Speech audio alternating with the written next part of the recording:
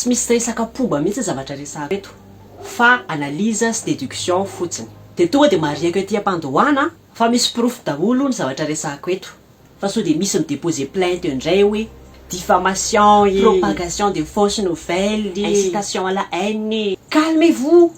Tsy pro Andrajoelina, tsy pro collectif koa, tsy pro Saint Daniel fa en tant que olona nahita andreto taremarika reto fotsiny.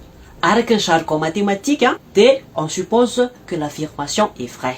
Tsy mijery zany hoe misy fangalarabato ve fa tonga de raisika hoe marina reo chiffre nomesieny ireo. Ny taux de participation tamin'ity fifidianana ity de 39,56%. Andao boriborina 40%. Efa ao daholo vato maty sy vato fotsy. Andao aloha tena kely etsy mihitsy zany chiffre zany. Ok, 60% zany no tsy nifidy. Apetraka eo tiany ty sao misy tsy mahazo. D'après le théorème du hetsika fotsy, de ireo 60% tsy mifidy ireo zany sur fa manao t-shirt fotsy daholo. C'est-à-dire pro-collectif. C'est-à-dire tsy mifidy Andrajoelina satria tsy misasatra amin'ny teniny TGV fa mety io fifidianana io ary tokony mifidy ny tsirairay de on peut donc affirmer zany que ireo 60% tsy mifidy ireo tsy possible pro Andrajoelina. Afaka anao tetseketsy koa zany 60% égale pro collectif. Si 60% égale pro collectif, est-ce qu'on peut donc affirmer que 40% égale pro Andrajoelina? D'après le tableau de puissance de X candidats, 72,92% ont voté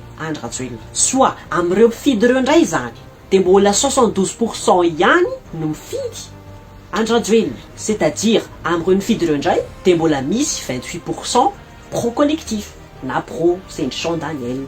On peut donc affirmer que 28% and 40% miampy les 60% no pourcentage ny olona tsy mifidy Andrajoelina. Plus simplement zany 72% no mifidy Andrajoelina tamin'ny 700 taony malagasy. Kanefa tsy 700 ny malagasy no mifidy fa 100 de atao zany règle de 3 mba hahazoana ny tsy nifidy Andrajoelina raha 100. Ny 100% malagasy no raisika hoe 700 no nifidy ary raha le 28% tsy mifidy Andrajoelina mahazo 11,2%.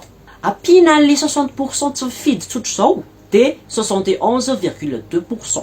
Atao kajikajy vitsivitsy 100% analana 71,2% manome 28,8%. C'est QFT 28,8% ihany zany amreo malagasy rehetra manerana nosy no mifidy Andrajoelina. Ka na premier tour io na deuxième tour io na tour de Londres io de tsy possible maharesy amin'ny élection mihitsy zany 28,8% zany.